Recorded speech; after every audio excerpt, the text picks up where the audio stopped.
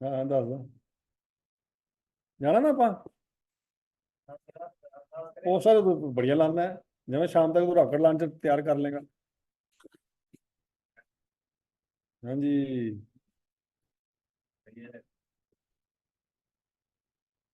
ਆਪਣੇ ਆਪਣੇ ਕੋਲ ਸੰਭਾਲ ਕੇ ਰੱਖ।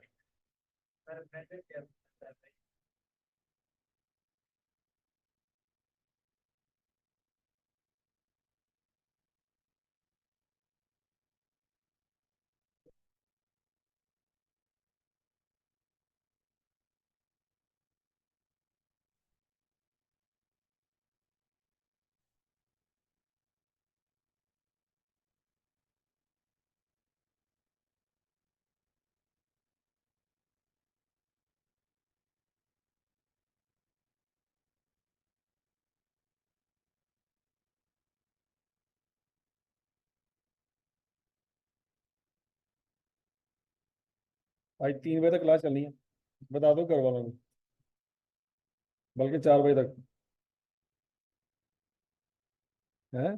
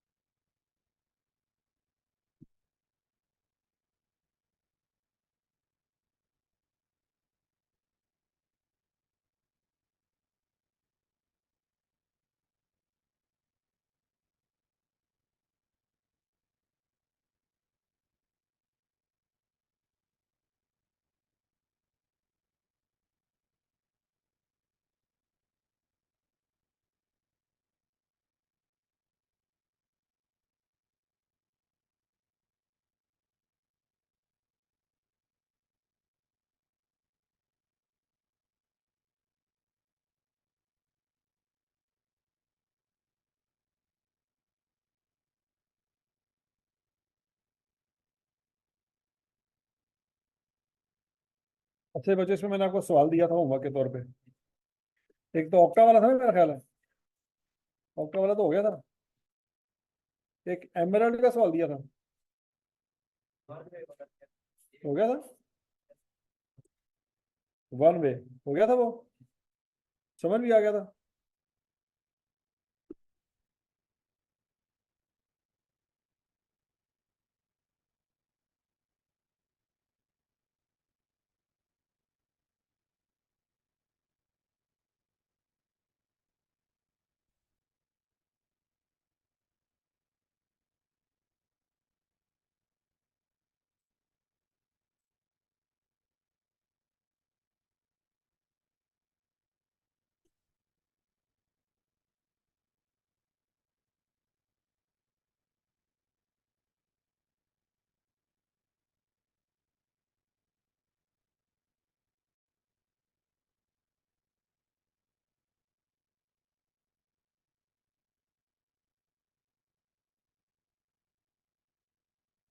अच्छा जी बच्चों, ये आया था स्प्रिंग 2013 में सवाल आया था।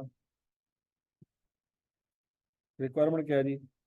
Calculate break even sales in quantity for the month of February 2013। कितने नंबर का सवाल आया था जी? 12 नंबर का सवाल। इसको अपने अच्छी तरह समझना, बड़ा इंपॉर्टेंट सवाल है। अब हम जितने भी सवाल करें सारे पास पेपर के ही हैं। अच्छा जी, अब देखते हैं। Ultra limited produces and markets a single product. Following information is available from else record for the month of February 2013। Sale price बच्चों कितनी है? 26 रुपये per unit. Direct material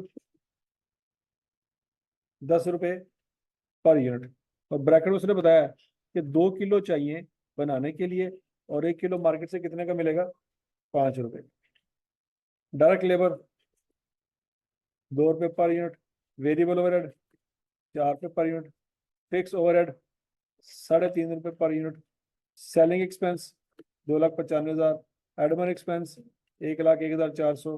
production 1,75,000। Closing inventory 30,000। और प्रोडक्शन के साथ ब्रैकेट में क्या लिखा हुआ है? मतलब कुछ यूनिट खराब भी होते होंगे।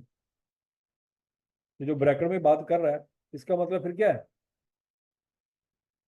अगर तो गुड है तो फिर, अगर तो सारे गुड होते तो ये लिखने की जरूरत होती। अगर सारे यूनिट ठीक होते तो ब्रैकेट में ये लिखने की जरूरत है ना जी। एडिशनल इंफॉर्मेशन, अब जरा ध्यान से बात समझनी है। Inspection is perform at the end of production and defective units are estimated at 20% of the inspected unit. ये बात समझ आ गई है? इसका उर्दू में तर्जुमा करके बताएं क्या कह रहा है। चेकिंग कब होती है? प्रोडक्शन के एंड पे कोई चीज खराब निकल आती है तो क्या क्या चीज जाया होती है? क्या सिर्फ मटेरियल जाया होता है? हाँ। और क्या जाया होता है? लेबर भी जाया होता है। और क्या जाया होता है? जो बिजली वगैरह लगी है वो भी सारा कुछ जाया होता है। अगर तो इंस्पेक्शन शुरू में ही हो जाती तो क्या चीज जाया होती, क्या चीज जाया ना होती है? कुछ भी जाया ना होता। हो सकती है। नहीं तो ये सालन पकान तो बाद क्या कर दो कि आलू खराब सी।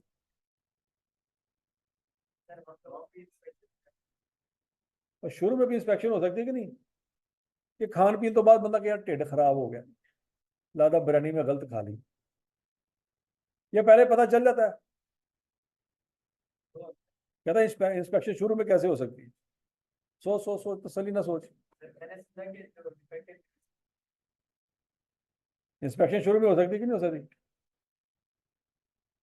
नहीं समझ आई? होल मसाल दें आगे। अब बोलो तो सही है।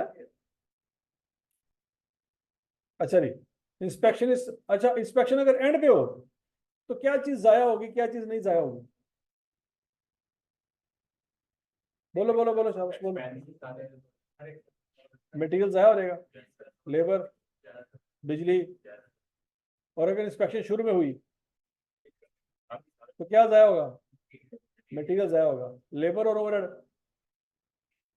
या वो लगाते रहेंगे? नहीं लगाएंगे, सीधी सी बात। शुरू पता लगा यार ये तो खराब माल है, साइड पे कर। होता कि नहीं होता? अब दर्जी आपके कपड़े सीने लगा और उसको नजर आ गया यार एक कपड़ा तो डिफेक्टिव है, तो आप ईद से एक दिन पहले लेने गए सूट, उसने डिफेक्टिव कपड़े को सी सू के पकड़ा दिया आपको, तो गुस्सा चढ़ेगा कि नहीं चढ़ेगा? कि अन्य जे कपड़ा खराब ही सन उस ने दस, तू धागा भी ला दिता, तू सारा कुछ ला दिता, साढ़े को मजदूरी भी मंगन दे, गुस्सा चढ़ेगा कि नहीं चढ़ेगा? यार जी मटेरियल खराब सी, कपड़ा ठीक नहीं सी, तू सानू पहले दिन फोन करके भाईजान थोड़ा कपड़ा ठीक नहीं है, मैं धागा तो अपना टाइम जाया ना कर। क्योंकि दर्जी को भी पता है कि अगर मैंने खराब कपड़ा सी दिया, इन्होंने मेरी मजदूरी देनी है मुझे, तो पागल है वो काम करेगा। समझ आ गई बात? तो मतलब मटेरियल ही खराब है तो उस पर काम शुरू क्यों करें? तो जो शुरू कर दे वो बेवकूफ के पागल, उन्हें बेवकूफ नहीं कहेंगे, वो तो पागल है। दोनों अलग अलग होते हैं। नहीं, बेवकूफ और पागल एक ही होता है ना, है ना? हाँ हाँ हाँ हाँ, शाबाश सर, हमारे जीवन खाना में तो सारे ऐसे ही हैं। अच्छा जी, the defective units are sold as scrap at rupees 5 पर। अब ये बात याद रखनी दिमाग में कि अगर इंस्पेक्शन एंड पे हुई तो सिर्फ मटेरियल जाया नहीं होना, लेबर भी जाया होगा और ओवरहेड भी जाया होगा। ठीक हो गया? अच्छा, वो कहता है जो डिफेक्टिव यूनिट हैं वो एंड पे पकड़े जाते हैं और जो खराब होते हैं उनको हम साइड पे कर देते हैं, फिर साइड पे करके क्या करते हैं? 5 रुपए का बेच देते हैं। अब सोच समय के जवाब देना बच्चों, ये 1,75,000 यूनिट हमने बनाए थे, क्या 1,75,000 बनाए थे? नहीं, हमने ज्यादा बनाए होंगे। ये कौन से वाले हैं? ये तो वहां तो बच गए। बनाए हमने ज्यादा पे हो, काम हमने ज्यादा पे किया होगा। मतलब सादल अल्फाज में जो मटेरियल हमने परचेज किया होगा वो 1,75,000 यूनिट का मटेरियल परचेज किया होगा। जो लेबर हमने लगाई होगी वो 1,75,000 पे लगाई होगी। जो बिजली हमने लगाई होगी वो 1,75,000 पे लगी होगी? नहीं, वो ज्यादा यूनिट्स पे लगी होगी। मटेरियल भी ज्यादा यूनिट्स पे लगा होगा, लेबर भी ज्यादा यूनिट्स पे लगी होगी, क्योंकि चेकिंग एंड पे हुई। अगर शुरू पे हुई होती तो फिर तो बच्चों लेबर और बिजली 1,75 में लगती, अगर चेकिंग कब होती? शुरू में। लेकिन चेकिंग हुई कब है? एंड पे। तो लेबर भी जाया हो गया, बिजली भी जाया होगी, मटेरियल भी जाया हो गया। समझ लगी है कि सीवीपी के अंदर आईकैप कैसे कैसे सवाल बनाता है। और ये सवाल उसने 2013 में दिया था। 2024 वाला सवाल देखने की आपके अंदर सकत कोई नहीं है। ये उस वक्त की बातें हैं जब हम मिट्टी खाया करते थे। हूँ तुसी ਵੱਡੇ हो गए हो, आईकैप भी तो ਵੱਡਾ हो गया होगा ना, कि नहीं? अभी भूल जाए कि अब 2023-24 का सवाल कर सकते हैं। तो जिनके कानों से धुएं निकले ना, वो सवाल अब आप देखने के काबिल भी नहीं है। समझ आ रही है? अभी सिर्फ हम वो सवाल करेंगे जब आप मिट्टी खाया करते थे, उस तरह के सवाल लिखेंगे मम्मी डैडी से, छोटे मोटे से, है ना? है कि नहीं? तो तू पता थोड़ी देर पहले जम लेना है, मेरा कसूर है? तेरा तो है ना, गिले शिकवे मेरे ना बांधे ना तेरे।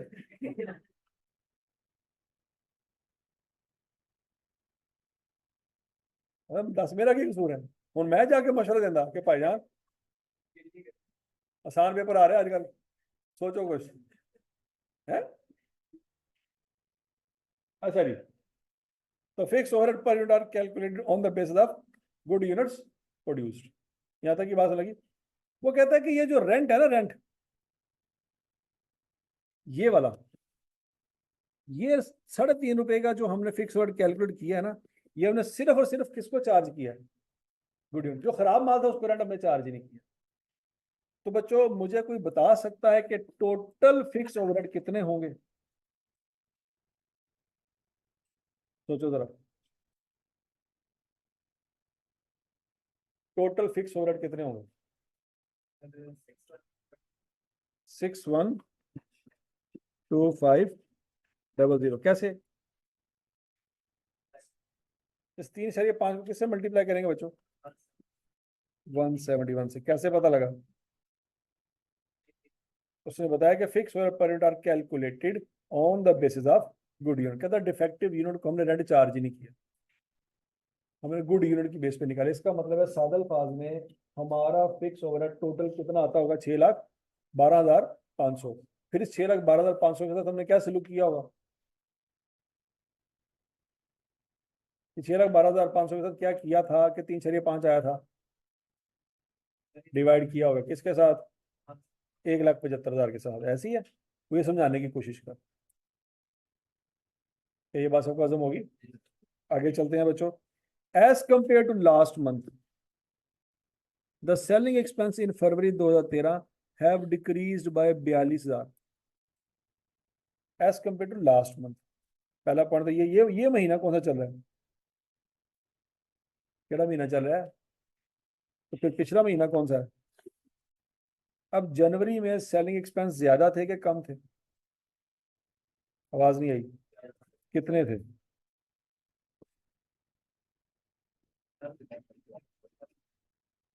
हाँ जी,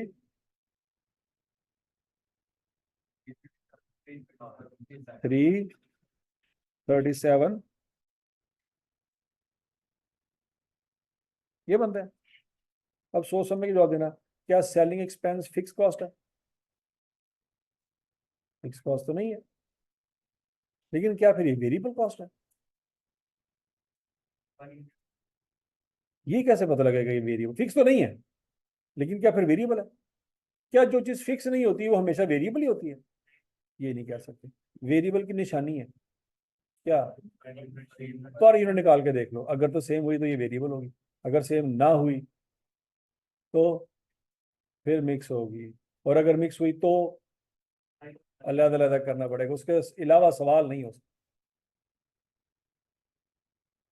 समझ लगी? तो आई क्या बार बार किसी ना किसी सवाल में हाई लो मेथड जरूर डाल देगा, तो इसलिए हमने शुरू शुरू में पढ़ लिया कि जो मर्जी टॉपिक हो, जैसा मर्जी हो, हाई लो आएगा तो हम पता है हमें क्या करना।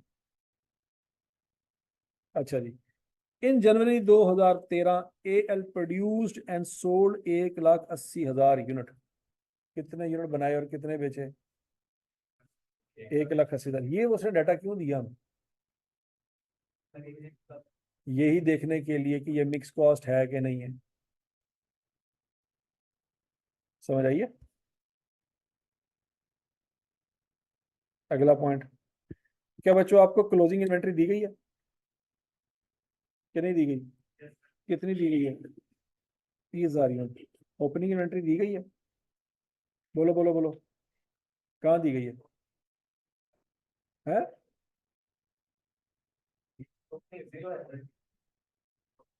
बोल बोल।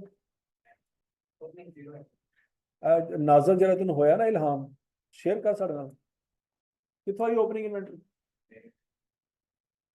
देखो इस लाइन में उसने क्या बताया भला कि जिन्हें बनाए सी बेच दिते, तो जो बेच दिए इन्वेंट्री पिछले महीने के कहाँ पे? ठीक हो गया। उसने तेरे जैसे बंदे के लिए दोबारा नीचे लिखा कि इन लोगों ने धक्के नाल ओपनिंग इन्वेंट्री पैदा करके छड़नी है। हालांकि इस लाइन पे बात समझ आ गई थी कि जिन्हें बनाए उन्हें बेच दे, कोई इन्वेंट्री नहीं। लेकिन तेरे वर्गे बंदे ने पेपर च कहना नहीं नहीं कैसे हो सकता, मैं इन्वेंट्री ना होया कैसे हो सकता। फिर उसने नीचे बताया क्या? यार ये करिए, अकल कर ले, तेन मौका दे रहे हैं, अकल कर ले। क्या? कि कोई ओपनिंग इन्वेंट्री नहीं थी फरवरी। अब मुझे सोच समझ के जवाब देना, फरवरी में कितने यूनिट बेचे? मर गए मर गए मर गए मर गए।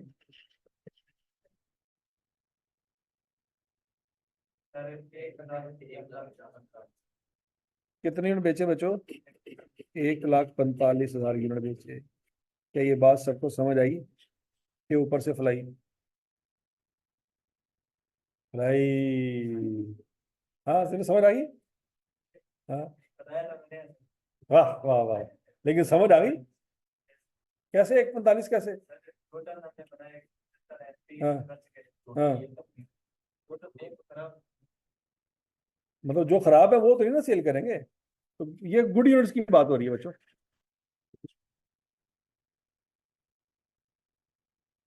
गुड यूनिट्स, कितने गुड यूनिट बेचे होंगे? ये 1,45 कैसे आया? माइनस क्यों किया, मल्टीप्लाई क्यों नहीं किया? मल्टीप्लाई करना चाहिए था ना।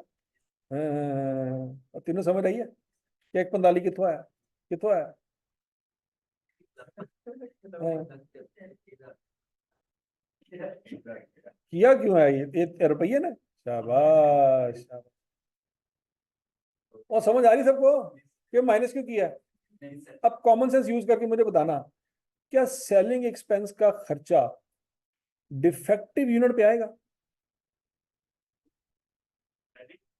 सेलिंग एक्सपेंस नहीं आएगा। क्यों?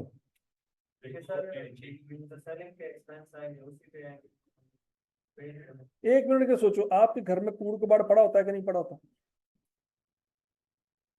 लोहे लैलन तो पतीसा, टूटियां जुतियां तो पतीसा, नाम सुना ना। ये सारा आपके पास डिफेक्टिव यूनिट ही होते हैं ना, खराब होते हैं। क्या कभी इनको मार्केट में जाके बेचने के लिए आपको ट्रांसपोर्टेशन का खर्चा पड़ता है? पड़ता है सर, पड़ता है। ग्लूकोज जाया होता है, गोडे मेरे हिलते हैं, इन्हें ग्लूकोज मेरा जाया हो जाता। हाँ जी। तो डिफेक्टिव माल को बेचने के लिए कोई मार्केटिंग या सेलिंग कैंपेन चलाते हैं? नहीं चलाते। क्यों नहीं चलाते? वो बेचने के लिए आप कहीं गए मार्केट में? मोबाइल बेचना हो तो वी सेंटर जाते हैं, कूड़ा बेचना हो तो कहीं जाते हैं? कहीं भी नहीं जाते। वो बंदा खुद आपके घर के दरवाजे पे आ जाता, कबाड़िए खुद आपके घर पे दरवाजे पे आते। आप उनको कभी कोई चीज बेचने के लिए सेलिंग एक्सपेंस किया आपने कि यार 5 रुपए की टुटियां छाबियां ते 10 रुपए के तू साढ़े घर लेके आए? कभी ऐसा हुआ आज तक? नहीं। डिफेक्टिव माल को बेचने के लिए किसी मार्केटिंग की, किसी सेल्स कंपेन की जरूरत है? तो सेल की जरूरत कब पड़ती है? गुड यूनिट्स को बेचने के लिए जरूरत पड़ती है। आप फेसबुक पे, OLX पे, इंस्टाग्राम पे ऐड किस चीज की लगाते हैं? कूड़ कबाड़ की, ये तो कोई भी नहीं याद लगाता। अच्छा, अब जरा सोच समझ के जवाब देना। फरवरी 2013 में बच्चों कितना मार्केटिंग का खर्चा आया जी? 295। और जनवरी में कितना आया? फरवरी में कितने में बेचे और जनवरी में कितने बेचे? क्या जनवरी में ज्यादा बेचे? फरवरी में कम बेचे? जनवरी में ज्यादा खर्चा था, फरवरी में? ये साबित करना हो कि ये वेरिएबल कॉस्ट है तो क्या करें? अब सेलिंग एक्सपेंस को यूनिट्स प्रोड्यूस पे डिवाइड करेंगे या यूनिट सोल्ड पे? है सोल्ड पे, प्रोड्यूस पे नहीं। क्या ये बात सबको हजम हुई? क्या ये कॉमन सेंस है कि नॉन सेंस है? सेलिंग का खर्चा कब आएगा? प्रोडक्शन पे। क्या ऐसा हो सकता है कि आपने यूनिट बनाए और कोरोना आ गया तो सेलिंग एक्सपेंस का खर्चा नहीं होगा? क्यों नहीं होगा? यूनिट तो बनाए लेकिन सेलिंग एक्सपेंस का खर्चा, क्योंकि ट्रांसपोर्टेशन नहीं कर सकते आप वो गाड़ी में सामान लोड करके दूसरे शहर नहीं पहुंचा सकते, रास्ते में पुलिस खड़ी कि तुम कोरोना ट्रांसफर कर रहे हो। तो यूनिट तो बना दी आपने, प्रोडक्शन का खर्चा तो आया, मटेरियल भी आया, लेबर भी आया, ओवरहेड भी आया, लेकिन फैक्ट्री सील कर दी गवर्नमेंट ने।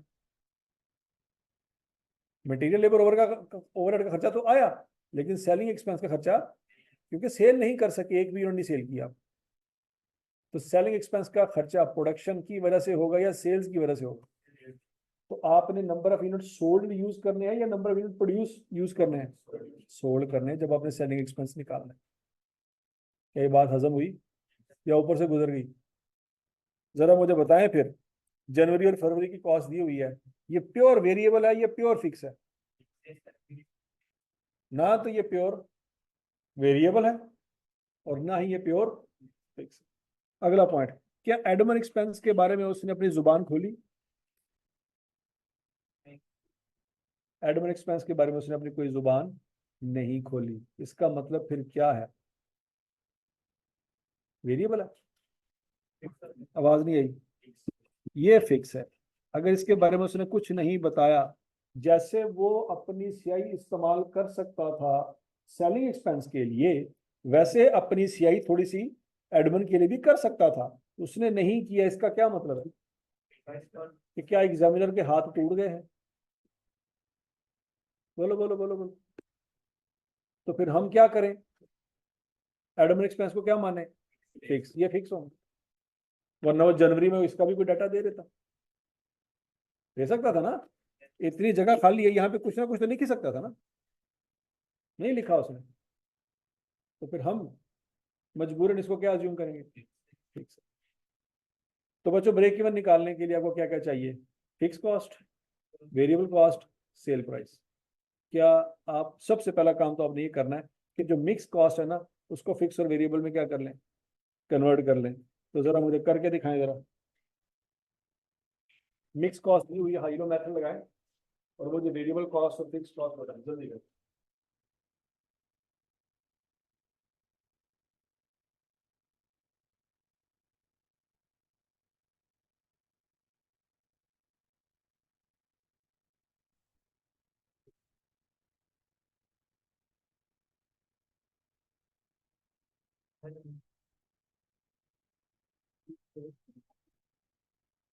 हाँ निकलिए।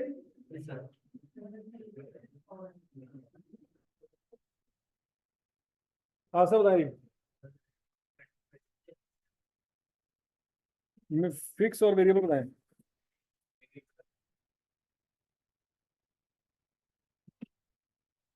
वेरिएबल क्या है जी? और फिक्स?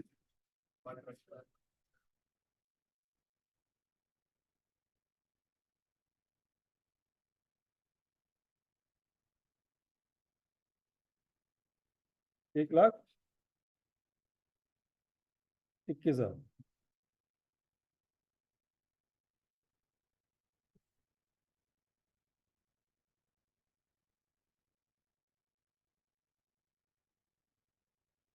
ठीक है भाई। अब जरा सुने, अब निकालना क्या क्या जी?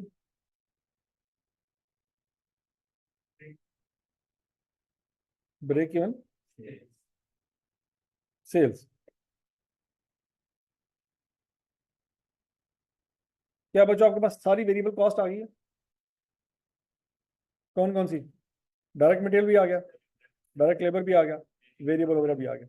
लेकिन बच्चों याद रखना, ये वेरिएबल ओवरहेड, डायरेक्ट लेबर और ये मटेरियल, ये तीन खर्चे वो होंगे जो 1,75,000 पे नहीं लगे होंगे, ज्यादा यूनिट्स पे लगे होंगे। कितने यूनिट खराब निकले हैं बच्चों? 20%। किन यूनिट्स के? यूनिट प्रोड्यूस के? ध्यान, अंग्रेजी अंग्रेजी अंग्रेजी, इंस्पेक्टेड यूनिट के। अब सोच समझ के जवाब देना। प्रोडक्शन हाल है, प्लांट लगा, चीजें तैयार हुई, यहाँ पे इंस्पेक्शन हुई, इंस्पेक्शन के बाद क्या हुआ होगा? गुड यूनिट अलहदा हुए होंगे और डिफेक्टिव अलहदा। गुड यूनिट कितने ये तो बता दिया उसने, कितने हैं? डिफेक्टिव नहीं बताए। क्या मैं 20% 1,75,000 का लूं?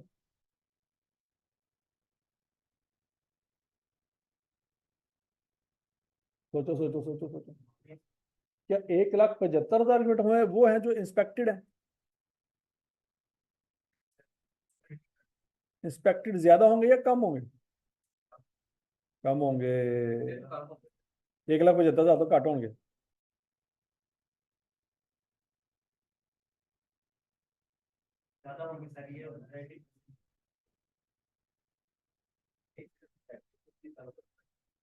मैं इंस्पेक्टेड पूछा है। इंस्पेक्शन जिनकी हुई वो 1,75,000 से ज्यादा होंगे कि कम होंगे? ज्यादा होंगे। उनका 20% लेना है कि 1,75 का 20% लेना है? उनका 20% लेना है। अब सवाल ये है, वो तो पता ही नहीं। अब 1,75 तो पता है, फिर 1,75 कितने परसेंट है? ये 80% है। क्या ये बात समझ आई सबको? ये 1,75,000 यूनिट 80% है। तो 100% आप निकाल सकते हैं, निकालें जरा। 218, नहीं समझ आई? 218,750। ये बात सबको हजम हुई? अब बच्चों याद रखना, आपने जो माल मंगवाया होगा मार्केट से, हर यूनिट पे 10 रुपए लगना होगा। कितना लगना होगा? तो आपने जो माल लगाया होगा बच्चों 10 रुपए, वो 1,75,000 यूनिट पे लगा होगा या 2,18,750 पे लगा होगा? 2,18,750 पे लगा। तो ये बात सबको समझ आई? फिर ये जो आपने लेबर को पेमेंट की 2 रुपए, ये 2 रुपए 1,75,000 के हिसाब से पेमेंट की होगी, 2,18,750 के हिसाब से? लेबर के की हमने तो काम किया भाई, वो एंड पे जाके खराब हो गया, तुम्हारा क्या कसूर? तो 2 रुपए की पेमेंट भी किसके हिसाब से पेमेंट की होगी? 2,18,750 में। अब बिजली का बिल, बिजली वालों को कह सकते हैं भाईजान चंगी तुसी बिजली कर लिए, साढ़ा 20% माल ही साड़ देता है, कह सकते हैं उनको? तो ये 4 रुपए पर यूनिट के हिसाब से जो बिजली आपने इस्तेमाल की है, इसको बच्चों 2,18,750 से मल्टीप्लाई करेंगे 1,75,000 से। तो बच्चों असल में वेरिएबल कॉस्ट इन यूनिट्स की बेस पे निकलनी है। नहीं समझ आई? अब टोटल वेरिएबल कॉस्ट निकालें, शाबाश, जल्दी करें।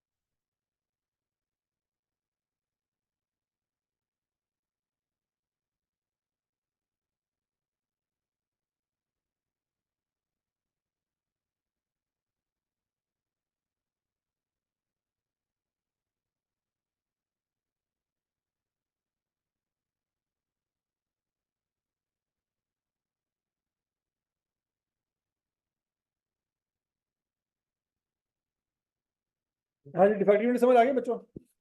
अब जरा याद रखना, पहले वेरिएबल कॉस्ट निकालेंगे टोटल, तमाम यूनिट्स को बनाने पे टोटल वेरिएबल कॉस्ट कितनी आई है। मटेरियल के 10 रुपए को किससे मल्टीप्लाई करेंगे, 2,18,750 से, लेबर को भी 2,18,750 से, वेरिएबल ओवर को भी 2,00,000। टोटल खर्चा आपका कितना आया, 35 लाख आया। यहां तक की बात समझ लगी, बोलो बोलो बोलो बोलो, और लगी समझ। अच्छा, अब जो यूनिट खराब निकले हैं,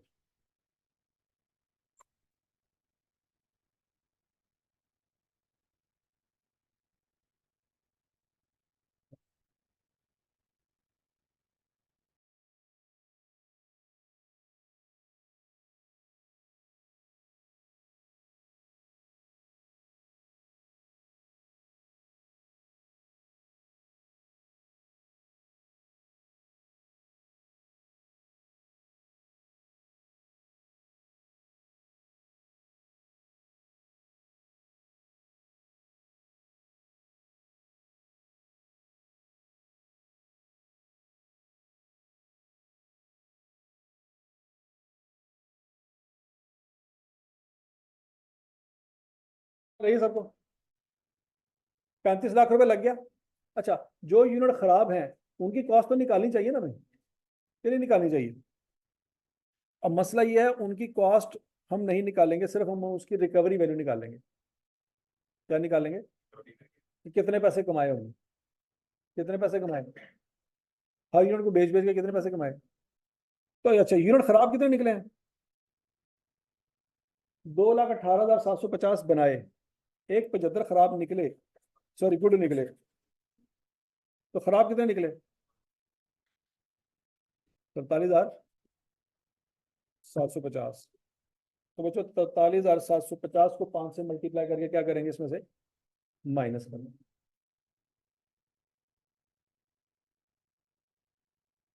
गुड आउटपुट की कॉस्ट आ रही,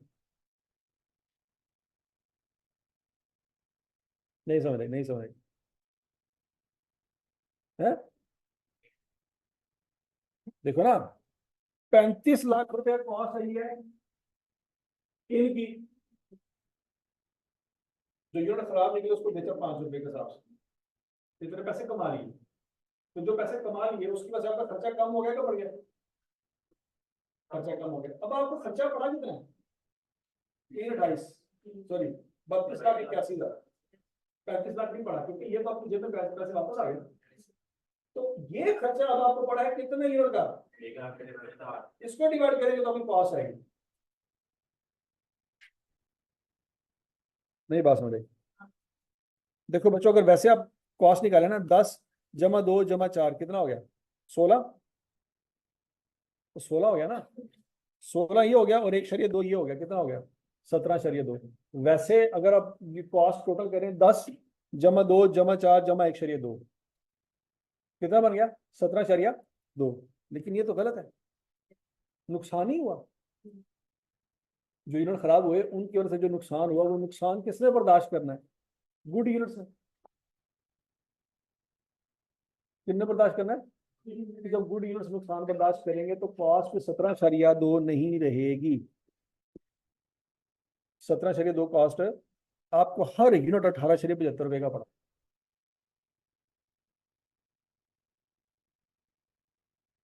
ये बात समझ, चलिए समझ, क्लियर है। आपको हर यूनिट कितने का पड़ा, 18/75 का। अब बच्चों अगला पॉइंट ये है, आपने निकालनी है फिक्स कॉस्ट। ये फिक्स कॉस्ट ये मेरी समझ आती है, 6,12,500 कहाँ से आया, कहाँ से आया, 1,01,400 कहाँ से आया, और 1,21,000 कहाँ से आया, ये आपने निकाला हुआ। टोटल फिक्स कॉस्ट आ गई, वेरिएबल कॉस्ट पर यूनिट आ गई 18/75, और सेल प्राइस भी दी हुई है 26।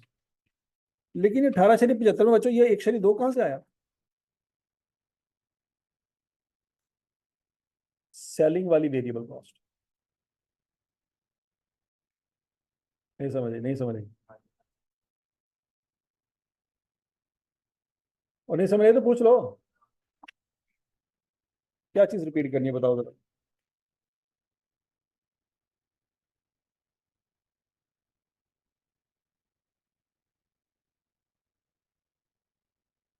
दोबारा देख लो बच्चों।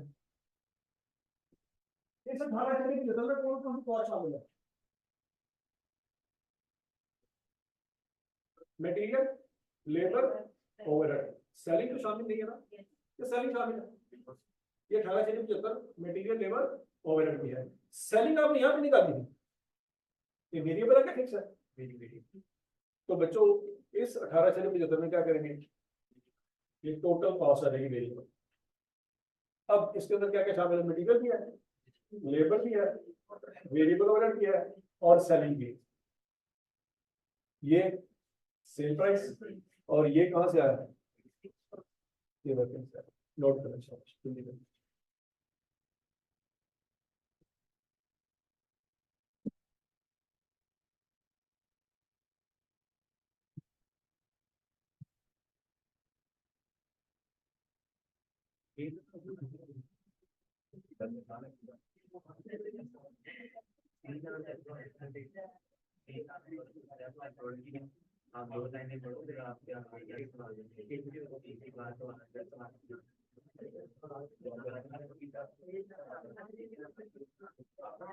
हाँ जी, हो गया रिकॉर्ड, क्या था इसमें निकालना क्या था?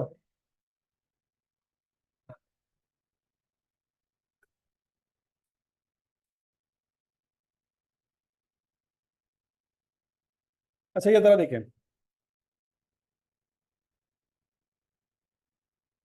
ये आपको समझाने की छोटी सी ट्राई की गई है। अगर फर्ज करें आप 1000 यूनिट बनाते और एक भी जाया ना होता, तो आपके 1000 यूनिट बनते और 1 लाख रुपए खर्चा आता, ऐसे ही है। तो पर यूनिट आपको कितने का पड़ता, 100 रुपए का, क्योंकि कुछ भी जाया नहीं हुआ, ऐसे ही है ना। अच्छा अगला पॉइंट, आप 1000 यूनिट बनाए और 50 यूनिट जाया हो जाए, कितने बचेंगे?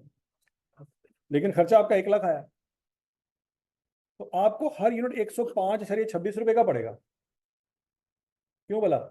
जो यूनिट जाया हुए हैं उसका खर्चा भी इन्होंने बर्दाश्त कर। यहां तक की बात लगी। अब अगला पॉइंट, आपने 1000 यूनिट बनाए, कितने बनाए? 50 जाया हो गए, 50 क्या हो गए? लेकिन जो यूनिट जाया हो गए उनको मार्केट में बेचा जा सकता है 40 का। तो अब बच्चों खर्चा तो आपका 1 लाख आया था, लेकिन अब आपका 1 लाख रुपए खर्चा नहीं है। क्यों बोला? पैसे आपने 1 लाख लगाए, लेकिन आपको 50 यूनिट 40-40 के बेच के कुछ आया भी तो सही ना। तो अब आपका खर्चा 1 लाख रुपया नहीं है, अब आपका खर्चा 98,000 रुपये है। तो 98,000 को किस पे डिवाइड होना चाहिए? 950 पे। तो अब जरा देखो आपकी पर यूनिट कॉस्ट कम हो गई कि नहीं होगी? अगर तो 50 यूनिट जाया हो गए, 1 रुपया भी उन्होंने कमा के नहीं दिया आपको, तो आपको एक यूनिट 105 रुपए का पड़ा। लेकिन अगर आपके 50 यूनिट जाया हो गए लेकिन कुछ ना कुछ दे गए, तो फिर आपका खर्चा 1 लाख रुपया नहीं, आपका खर्चा कितना है? 98,000 का है। तो 98,000 को गुड यूनिट्स पे डिवाइड होना चाहिए। एक तो ये है आपके सर, ये 50 जाया ही क्यों हुए, नहीं जाया होने चाहिए थे। अच्छी बात है, आप ये लॉस को अवॉइड कर सकते हैं। क्या करें, कंपनी बंद कर दें, नौकरी करें जाकर। आसान है ये। तो भाई फेल वो होता है ना जिसने पेपर दिए हो, तो जो तुम फेल नहीं होना चाहते। आसान हल क्या है, टाइम से जाओ, साइकिल वाली दुकान ਤੇ ਤੇ ਮੋਟਰਸਾਈਕਲ ਦੀ ਦੁਕਾਨ ਤੇ ਬੈ ਕੇ ਪੈਂਚਰ ਲਾਓ। ਇੱਥੇ ਕੀ ਕਰਦੇ ਪਏ? तो बात समझ आ रही कि नहीं आ रही? भाई फेल तो वही होगा जिसने पेपर दिया, जिसने पेपर ही नहीं दिया उसको फेलियर का क्या डर? ले रहा है?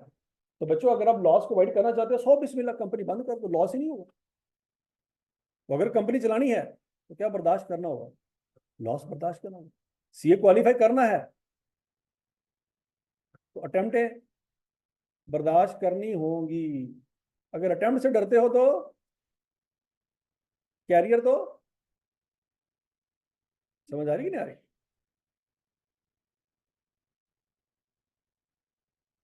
अब समझ आइए बच्चों कि ये इस कॉस्ट में से मैंने माइनस क्यों किया है 2,18,750, क्योंकि वो पैसे आए हैं। 35 लाख मुझे पड़ा नहीं था, मुझे पड़ा है 32,81,250। जी ये तो हमने हाई लो मेथड से वेरिएबल कॉस्ट और फिक्स कॉस्ट ऐसा किया। फिक्स कॉस्ट तो ऐड करती है, लेकिन जो उसमें से वेरिएबल कॉस्ट बचेगी उसको हमने 35 लाख में क्यों नहीं ऐड किया? कौन सी 1.2? बच्चे ये सेलिंग का खर्चा है ना, ये किसका खर्चा है? सेलिंग का खर्चा हो रहा है हेड ऑफिस में। तो जो डिफेक्टिव माल है उस पर सेलिंग का खर्चा आएगा। तो हेड ऑफिस जो खर्चा कर रहा है वो गुड यूनिट पे कर रहा है ना। हमने यहाँ पे जो खर्चा निकाला मटेरियल लेबर ओवरहेड का निकाला है, भला क्यों? उसमें डिफेक्टिव यूनिट का खर्चा शामिल है। सर ये 1,20,000 तो फिक्स हुई, हाँ बाकी सर 2,16,000 बच जाएगी ना, 1,03,000 हाँ वो वेरिएबल कॉस्ट। हाँ जी, तो इसमें क्या करें? तो कुछ भी नहीं, वो पर यूनिट निकाल ली ना, वो निकाल ली, वो 1.2 इधर आ गई। ब्रेक इवन का फार्मूला क्या है? Fix cost divided by sale price minus, तो वेरिएबल कॉस्ट में सारी लेनी है, ये एक आधी छोड़ देनी है, सारी लेनी है। तो ये जो 18,75 है, ये कौन कौन सी कॉस्ट है? ये मटेरियल की है, लेबर की है और सेलिंग की नहीं है, क्योंकि ऊपर 3 तरह की कॉस्ट आपने जमा की है, सारी तो नहीं ना की। तो एक रहती है कौन सी? यही 1.2 जो निकाली है आपने, ये हमने ऊपर जाके जमा कर दी। अब समझ आई? अब अगला सवाल है कि सर वो सेलिंग यहाँ पे क्यों नहीं आई? वो इसलिए नहीं आई क्योंकि डिफेक्टिव यूनिट पे 1 रुपया भी सेलिंग का खर्चा नहीं हुआ। डिफेक्टिव यूनिट जब खराब निकले साइड पे कर दी, कबाड़ी आके ले गया, हमने उसके लिए मार्केटिंग कंपेन थोड़ी करनी थी। वो बोलो तो सही। सर अगर इधर डिफेक्टिव हाँ, सारे सर हमारे खुद तो हमारा खर्चा भी 17,2 ही आता ना, कैसे भला?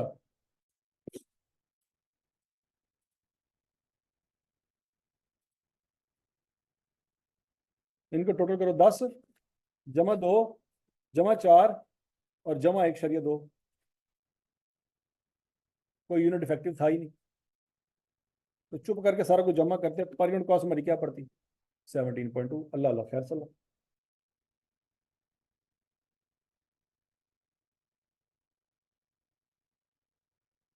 उस समय रहिए सबको के ऊपर से फ्लाई।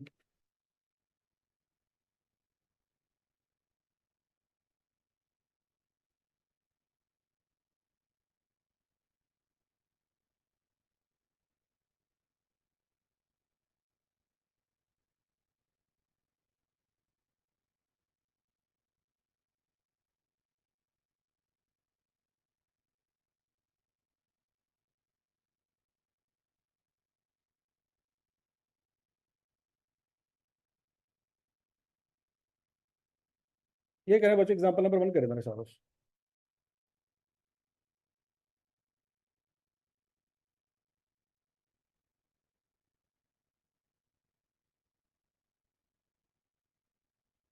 हाँ भाई, जी सर।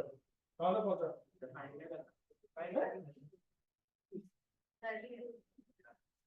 आपने बताया नहीं फाइल क्या करना, रिक्वायरमेंट क्या किया? Fix Edmund. डिस्ट्रीब्यूशन तो ब्रेक में निकालना होगा ना, कॉमन सेंस खोते हो। कितना है?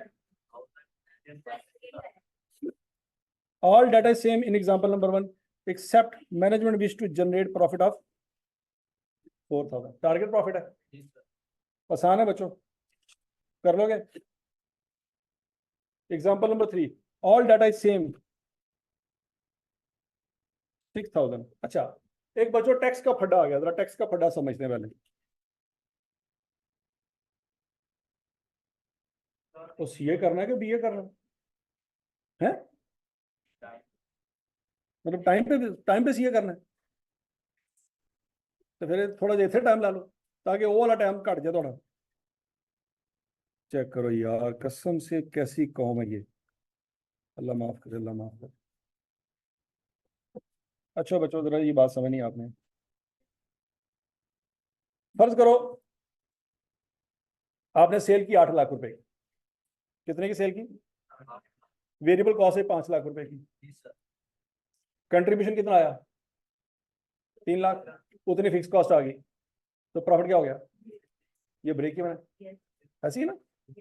अब अगला पॉइंट, आपने सेल की 8 लाख की, वेरिएबल कॉस्ट आई 5 लाख की, कितना कमाया 3 लाख, फिक्स कॉस्ट आई 2 लाख, 1 लाख रुपए का क्या हुआ प्रॉफिट, ये ब्रेक इवन नहीं है, क्योंकि ब्रेक इवन पे प्रॉफिट नहीं है।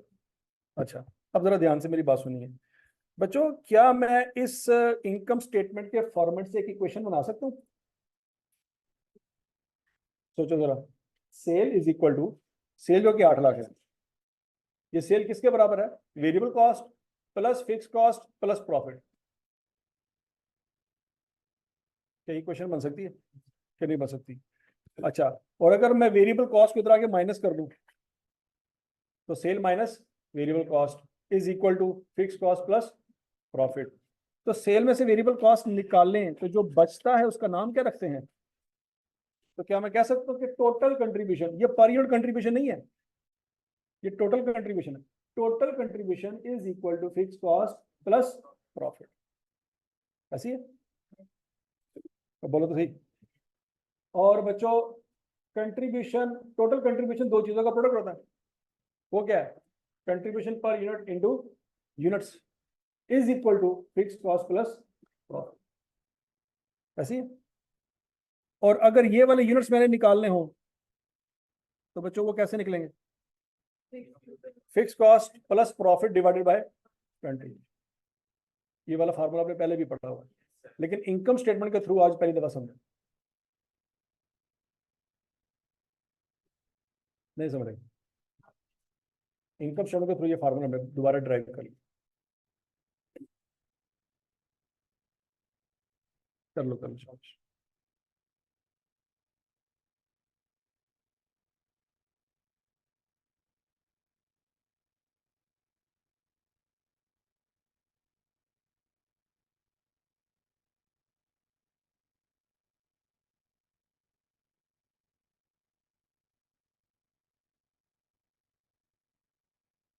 हाँ जी, हो गया जी।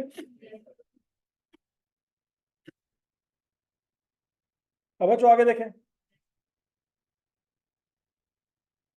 दोबारा देखें, सेल में से क्या माइनस करेंगे, क्या आएगा, उसमें से फिक्स कॉस्ट माइनस करेंगे तो प्रॉफिट। अगर उसमें टैक्स लग गया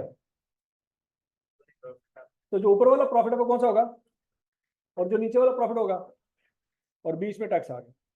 अब इस इक्वेशन को अगर मैं कहूं सेल इज इक्वल टू, अब जरा दोबारा इक्वेशन आप सोचें, sale is equal to variable cost plus fix cost plus कौन सा प्रॉफिट। अगर बिफोर टैक्स आया तो नीचे की कोई जरूरत नहीं है, अगर बिफोर टैक्स लिख लिया तो 1 लाख तो लिख लिया ना, नीचे वाले की जरूरत है। लेकिन अगर आपने प्रॉफिट आफ्टर टैक्स लिखा तो साथ फिर क्या करना पड़ेगा, नहीं बात नहीं, 70 जमा 30 जमा 2 लाख जमा 5 लाख, टोटल करके देखो 8 लाख बनता कि नहीं बनता, नहीं बात सुनाई। अभी क्वेश्चन क्या रहेगी बच्चों, sale is equal to variable cost plus fix cost plus profit after tax plus, या उन दोनों की जगह एक ही वर्ड लिख लो, बिफोर टैक्स।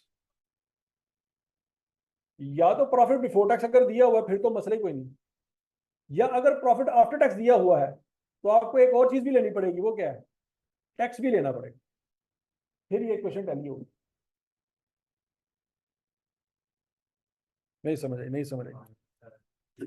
अगर आई कैप ऐसी हरकत करेगा कि वो आपको प्रॉफिट आफ्टर टैक्स दे देगा, तो आप समझेंगे सर प्रॉफिट आफ्टर टैक्स हो या बिफोर टैक्स हो हमें क्या लगे, हमने तो प्रॉफिट लेना है। नहीं, ये वाला प्रॉफिट कौन सा है, ये बिफोर टैक्स है। लेकिन आई कैप अगर चवल मार दे, जो कि उसने मारनी है, वो क्या करेगा, वो प्रॉफिट आफ्टर टैक्स दे देगा, फिर तुम मुंह चुक के बैठे रहोगे, ऐसे आउट ऑफ सिलेबस है, ऐसे सर ने सानू पढ़ाया ही नहीं। ठीक हो गया, तो थोड़ी जगह इस्तेमाल कर लेनी है कि बाय डिफॉल्ट इस स्टेटमेंट में जो मैंने ऊपर बना के दी है, इसमें टैक्स की कोई बात हुई है, इसमें टैक्स की कोई बात है, तो कॉमन सेंस कहती है कि ये प्रॉफिट कौन से वाला है, बिफोर टैक्स वाला है। और अगर आई कैप कहे कि प्रॉफिट आफ्टर टैक्स हमारा इतना होना चाहिए, तो फिर उसमें आपको टैक्स ऐड करना पड़ेगा। नहीं समझ आई? तो बच्चों उस सूत्र में फिर फार्मूला ये हो जाएगा कि अगर आपने रिक्वायर्ड यूनिट्स निकालने हैं, डिजायर्ड यूनिट्स निकालने हैं, तो क्या करना होगा? फिक्स कॉस्ट प्लस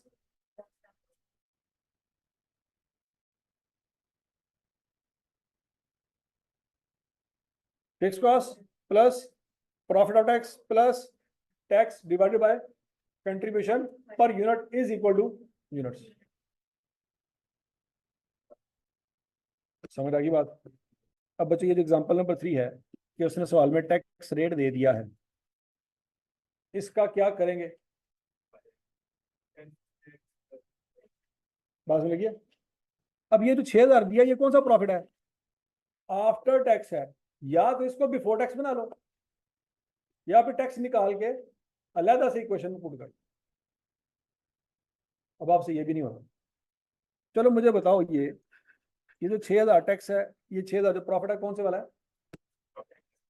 कितने परसेंट है ये 75% है। क्या ये बात समझ रही सबको? इसके ऊपर आना है टैक्स और उसके ऊपर आना है प्रॉफिट बिफोर टैक्स। वो जो प्रॉफिट बिफोर टैक्स होगा वो कितने परसेंट होगा? वो 100% होगा। तो बच्चों वो 100% हम निकाल सकते हैं? अकल आई किसी को? नहीं आई, नहीं आई, नहीं आई। तो हमने जो बच्चों फार्मूले में, इस फार्मूले में जो मैंने अभी आपको पढ़ाया, ये वाला फार्मूला जो हम इससे पहले इस्तेमाल करते आए हैं, यहाँ पे जो प्रॉफिट लिखेंगे तो वो कौन सा वाला लिखेंगे? बिफोर टैक्स या आफ्टर टैक्स? Before tax. 8000 के 6000? 8000। ये बात समझ आ रही है? नहीं समझ रही?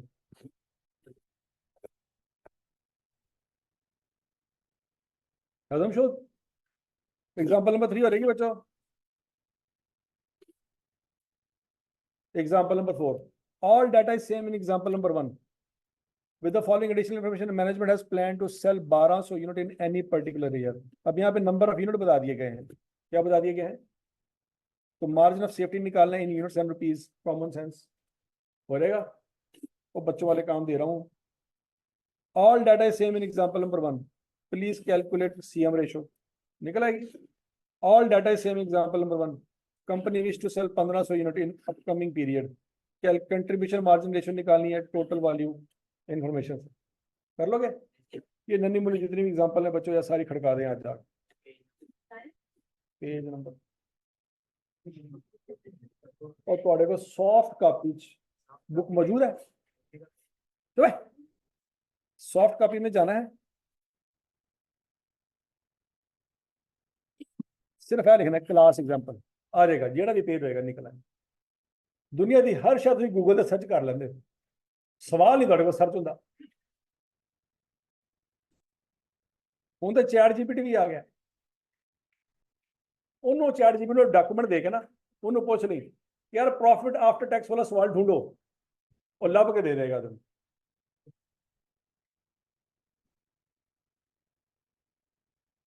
कर लोगे?